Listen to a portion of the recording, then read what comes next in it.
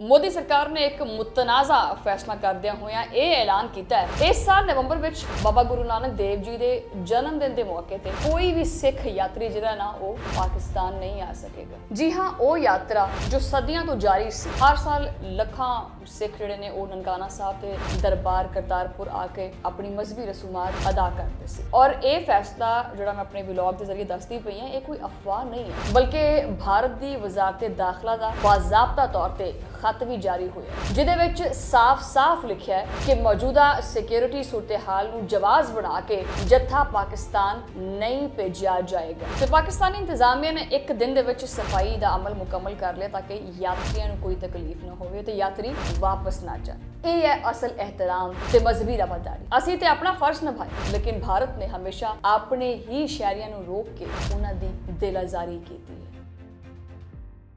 बिस्मिल्लाहिर्रहमानिर्रहीम, अस्सलाम वालेकुम नाज़रीन, तुसीं देख रहे हो 360 डिजिटल पंजाबी और मैं हाँ तुहाडी मेज़बान शुमाइला नियाज़। और मैं जानती हाँ कि बहुत अरसे तो जिन्हां वीडियोज़ नहीं पै रही सी इस चैनल के उत्ते और तुसीं हैरान होए होगे कि शुमाइला कित्थे चली गई है।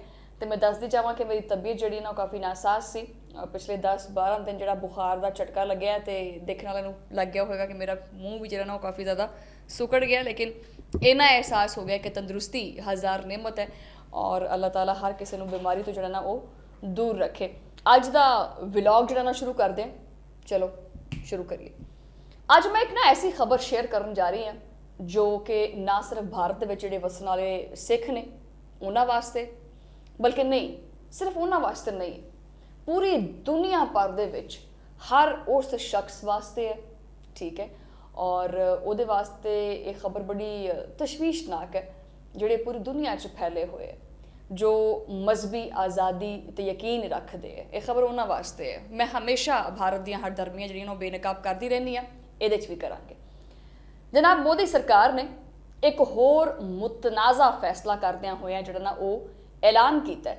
ऐलान कीता गया जी, मोदी सरकार ने एक मुतनाज़ा फैसला करदियां होइयां ये ऐलान कीता है इस साल नवंबर विच बाबा गुरु नानक देव जी के जन्म दिन के मौके पर कोई भी सिख यात्री जिहड़ा ना वो पाकिस्तान नहीं आ सकेगा। जी हाँ, वो यात्रा जो सदियां तो जारी सी। हर साल लखां सिख जिहड़े ने वो ननकाना साहब ते दरबार करतारपुर आके अपनी मजहबी रसूमात अदा करते सी, लेकिन इस बारी नहीं हो सकेगी। और ये फैसला जिहड़ा मैं अपने व्लॉग के जरिए दसदी पई हाँ, ये कोई अफवाह नहीं है, बल्कि भारत की वजारत दाखला का बाजाबता तौर पर खत भी जारी होया जिहदे विच साफ लिखिया है कि मौजूदा सिक्योरिटी सूरत-ए-हाल नूं जवाज़ बना के जत्था पाकिस्तान नहीं भेजिया जाएगा। यह खत भी तुसीं देख सकते हो, जिहड़ा कि बकायदा इस चीज़ का ऐलान किया गया कि जी ये करतारपुर दरबार साहब नहीं जा सकते। लेकिन सोचने वाली गल यह है कि किहड़ी सूरत-ए-हाल है जिन्दा खुमियाजा सिर्फ और सिर्फ सिख बरादरी नूं भुगतना पैना है। ये फैसला जिहड़ा है ना वो दरअसल भारत के असल चेहरे नूं बेनकाब करता है। मोदी सरकार का ये रवैया ये कोई नवा नहीं हैगा कि बंदा हैरान हो जाए कि हाय ये मोदी सरकार ने की कर दिता, बल्कि ये रवैया पिछले कई सालों तो आप देखते पे हैं कि किस तरह मुसलमानों नूं शहरीयत तरमीम कानून के जरिए निशाना बनाया गया। ईसाइयां दे जिहड़े चर्च ने वो भी जलाए गए, दिलतां दे उत्ते जुल्म किया गया और बाकी जिहड़े लिंचिंग के वाकयात ने वो तो तुहानूं पता ही है कि रोज़ का मामूल ही बन गया। इहदे नाल कश्मीरी आवाम नूं किदां भुल सकते हैं? कश्मीरी आवाम नूं बुनियादी इंसानी हकूक तो महरूम कर दिता गया और हुण सिखां दी वारी आ गई। किसान तहरीक नूं ना भुलियो और तुसीं भुल भी नहीं सकते हैगे, जिहदे विच सिख किसानां ने मोदी सरकार नूं जिहड़ा ना वो चुकण ते मजबूर कीता सी। उस दिन तो मोदी हुकूमत ने तहैया कर लिया कि सिखां नूं हुण सबक सिखाना ही सिखाना है। और देख लो, और अज का जिहड़ा ये फैसला है ये उसी सोच का तसलसल लगता है, ये उसी सोच की अकासी करता है कि भारत किस हद तक हिंदुत्व पॉलिसी के उत्ते अमल पै रहा है, कि ना तुसी किस हद तक किसी मजहब के उत्ते पाबंदियां ला सकते हो। फिर वही गल है कि जुल्म जब बढ़ता है तो फिर मिट जाता है। लेकिन हुण जरा पाकिस्तान का रवैया भी वेखते हैं। पाकिस्तान ने तो खैर हमेशा सिख बरादरी वास्ते अपने दरवाजे खुले रखे ने। करतारपुर राहदारी खोलना एक तारीखी फैसला सी जिहदे विच दुनिया भर दे विच जिन्हों सराहिया भी गया।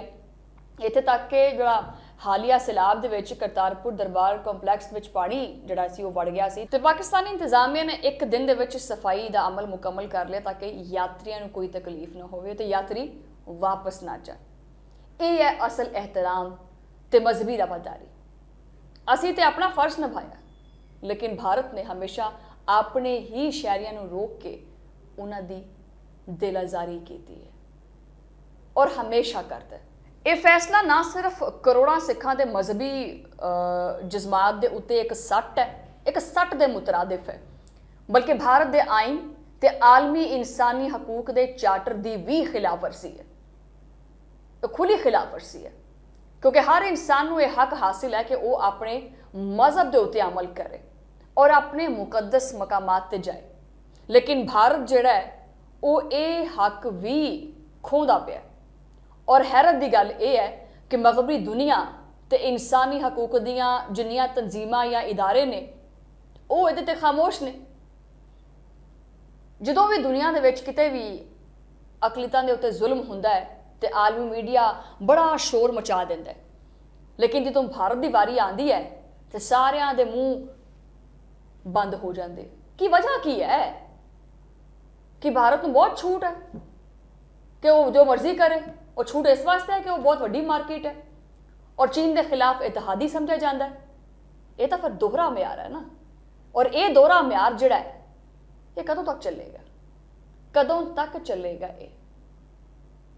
ये तो सिर्फ सिखां की गल हो गई है। बाकी तुसीं जिन्हें दूसरे मज़ाहिब के लोग ने जिहड़े इंडिया में रहिंदे ने उन्हां दा हाल ही पुछ के वेख लो। बहरहाल दोस्तों, ये मामला सिर्फ भारत ते पाकिस्तान का नहीं हैगा, ये मामला मजहबी आज़ादी का है। अगर अज सिखां दे नाल ये जुल्म हुंदा पिया है तो कल नूं किसी होर दे नाल भी हो सकता है। सिख बरादरी पूरी दुनिया में फैली हुई है। कैनेडा, बरतानिया, अमरीका, आस्ट्रेलिया, हर जगह ते सिख आबाद ने।